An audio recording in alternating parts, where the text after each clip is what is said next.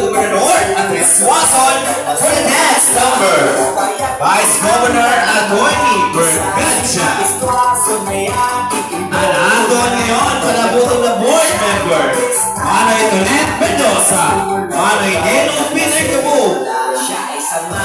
Kaganatong palabuton na sangguniang bayan sa munisipyo sa Claveria, Mr. Pancho Larry kag si Ate Miriam Del Rosario.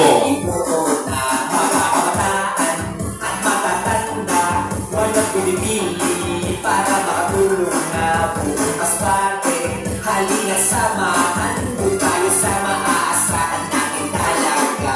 Buong bayan, halina at magkaisa. Si Ate Suason ay ating iboto na para gobernador. Siya ay the best talaga upang mas umulad ang bayan at mas sumigla. Buong bayan, halina at magkaisa. Si Ate Suason ay ating iboto na para gobernador. Siya ay the best talaga upang mas umulad ang bayan at mas sumigla. Si Ate Suason. Maraming salamat po sa inyong lahat, sa inyong pong pagkadi, sa inyong pong pagtambong, sa inyong mga gamay na oras.